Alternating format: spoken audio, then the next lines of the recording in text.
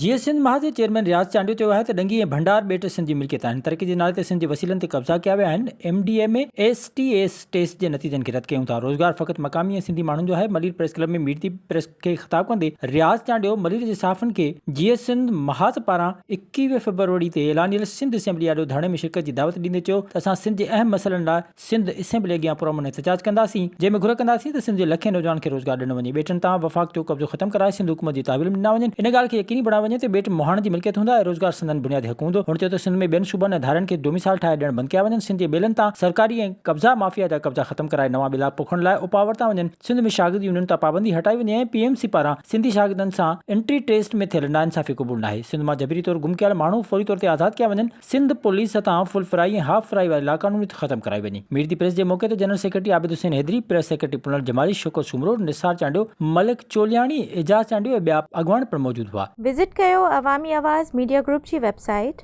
awamiawaz.pk।